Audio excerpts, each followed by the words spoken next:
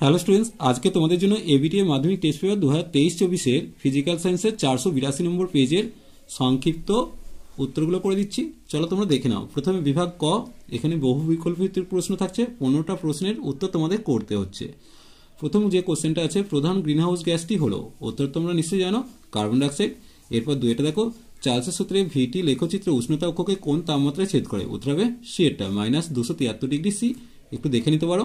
দেখো এটা হচ্ছে উষ্ণতা অক্ষ, উষ্ণতা অক্ষকে -273 ডিগ্রি সিতে ছেদ করছে, অর্থাৎ এটা ভি আর এটা টি, এইটা -273 ডিগ্রি সি, অর্থাৎ এই বিন্দুটা। এরপর দেখো তিনেরটা, 1 মিলিমোলে NH3 অণুর সংখ্যা। দেখো 1 মোলে হচ্ছে অ্যাভোগাড্রো সংখ্যা থাকে, আর 1 মিলিমোলে তাহলে কি হবে 6.0222 ইন্টু 1023 ছিল, তাকে 1000 দিয়ে ভাগ করব। তাহলে ভাগ করলে কত আসছে, 6.022 ইন্টু 1020 আসছে, অর্থাৎ সঠিক উত্তর কোনটা হবে, ডি এরটা। এরপর দেখো চারের কোশ্চেন, কোন কঠিনের আয়তন প্রসারণ গুণাঙ্কের মান এক্স ও উহার ক্ষেত্র প্রসারণ গুণাঙ্কের মান হবে।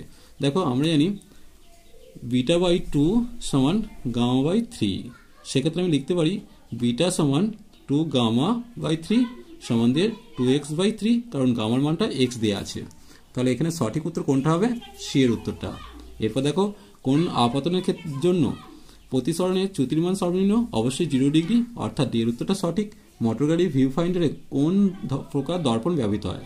দেখো আমরা জানি উত্তরের রাস্তার আলো ভিউ ফাইন্ডারে দেখো, তাহলে উত্তরে মানে উত্তল দর্পণের কথা বলা হয়েছে, তাহলে ভিউ ফাইন্ডারে কোন দর্পণ ব্যবহার করছে, উত্তল দর্পণ, অর্থাৎ এর উত্তরটা সঠিক। এরপর দেখো কোনটি তড়িৎ বিভবকে প্রকাশ করে না, উত্তর হবে অ্যাম্পিয়ার সেকেন্ড, তাহলে সঠিক উত্তর ডি এরটা। এরপর দেখো আন্তর্জাতিক বর্ণ সংকেত অনুযায়ী নিউট্রাল তারের আন্তরিক বর্ণের নাম কি, উত্তর হবে গাঢ় নীল। একটু খেয়াল রাখবে, নিউট্রালটা হচ্ছে নীল আর কি দিচ্ছে লাইভটা হচ্ছে বাদামি, এই দুটো কোশ্চেন বারবার আসছে। এরপর দেখো কি দিয়েছে 9 কোশ্চেন, কোন রশ্মির ভেদন ক্ষমতা সর্বাধিক, অবশ্যই উত্তর হবে গামা রশ্মি, অর্থাৎ সি উত্তরটা সঠিক। এরপর দেখো সবচেয়ে বেশি তড়িৎ মৌলটি হলো ফ্লোরিন, কোশ্চেনটা খুবই কমন। এরপর দেখো নিচের কোন যৌগটির মধ্যে অণুর অস্তিত্ব নেই, অবশ্যই আয়নীয় যৌগের অণুর অস্তিত্ব নেই, তাহলে এখানে আয়নীয় যৌগ হচ্ছে ক্যালসিয়াম অক্সাইড। প্রদত্ত কোনটি তীব্র তড়িৎ বিশ্লেষ্য, উত্তর হবে সোডিয়াম হাইড্রোক্সাইড, এই কোশ্চেনটাও আগের বার এসেছে। কিপ যন্ত্রে প্রস্তুত করা যায়, উত্তর হবে H2S, অর্থাৎ ডি এর উত্তরটা সঠিক। পিতল ও ব্রোঞ্জ উভয় প্রকার সংকর ধাতুটি আছে কোনটা, অবশ্যই উত্তর হবে তামা। 4টি কার্বন পরমাণুযুক্ত অ্যালকাইন H পরমাণুর সংখ্যা। দেখো অ্যালকাইনের সংকেত কি, CnH2n-2। যদি কার্বন যদি 4টে থাকে তাহলে 4 2 8 -2, অর্থাৎ হাইড্রোজেন থাকছে 6টা, তাহলে সঠিক উত্তর বি এরটা। এরপর দেখো বিভাগ খ, এখানে তোমাদের 21টা প্রশ্নের উত্তর করতে হবে। প্রথম যে কোশ্চেনটা দিয়েছে, বায়োগ্যাসের প্রধান উপাদানের নাম কি, কোশ্চেনটা খুবই কমন, এটা মিথেন, তোমরা সকলেই জেনে গেছো। এরপর দেখো এর সাথে একটা অথবা দিয়েছে, বায়োগ্যাস প্ল্যান্টে যে সমস্ত ব্যাকটেরিয়া বায়োমাসকে মিথেনে রূপান্তরিত করে তার নাম কি, উত্তর হবে মেথানোজেনিক ব্যাকটেরিয়া। এরপর 2 কোশ্চেন, আদর্শ জ্বালানির অন্যতম একটি বৈশিষ্ট্য লেখো, এর তাপন মূল্য উচ্চ হবে, অর্থাৎ উচ্চ তাপন মূল্য।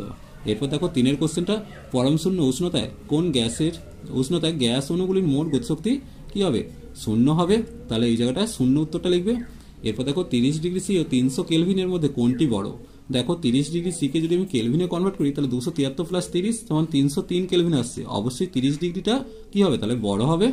এরপর দেখো কোন গ্যাসে প্রতি একক আয়তনে মোল সংখ্যা P/RT, সত্য বা মিথ্যা করতে বলেছে।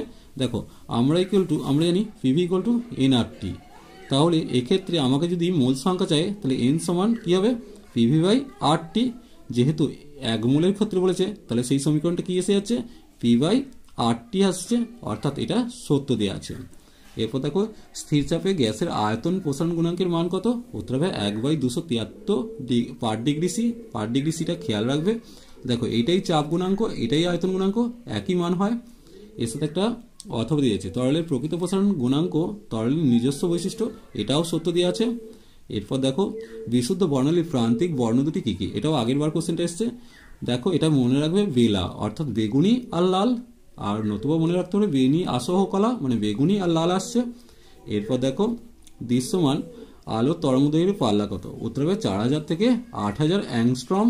এরপর দেখো কোন প্রকার লেন্সে দ্বারা হ্রস্ব দৃষ্টির প্রতিকার করা হয়, এটা খেয়াল রাখবে, হ্রস্ব দৃষ্টি আর দীর্ঘ দৃষ্টি, দীর্ঘটা উচ্চারণ করতে কঠিন, উত্তল আর অবতল, উত্তলটা উচ্চারণ করতে কঠিন, তাহলে দীর্ঘতে উত্তল আর হর্ষতে হচ্ছে অবতল। তাহলে এক্ষেত্রে অবতল লেন্স কথাটা লিখবে, এই যে লিখে দিয়েছি অবতল লেন্স। এরপর দেখো ডায়নামোতে কোন শক্তি রূপান্তর হয়, এই কোশ্চেনটা আগের বার এসছে। উত্তর হবে যান্ত্রিক থেকে তড়িৎ শক্তি।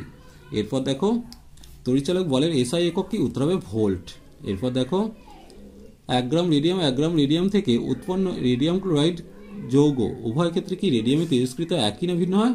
উভয় ক্ষেত্রে তেজস্ক্রিয়তা আলাদা হতে পারে। যদি তেজস্ক্রিয়তা এদের ভিন্ন হয় তাহলে এটা অবশ্যই ভিন্ন হবে। এরপর দেখো একটা ম্যাচিং দিয়েছে তোমাদের, দেখো 4 নম্বরে একটা ম্যাচিং দিয়েছে। প্রথমেরটা দেখে নেবো, একটি চ্যালকোজেন মৌল অবশ্যই সালফার হবে। থার্মিট পদ্ধতিতে উচ্চ উষ্ণতায় Fe2O3 কে বিজারিত করে অ্যালুমিনিয়াম। একটি সন্ধিগত মৌল হচ্ছে জিঙ্ক হবে।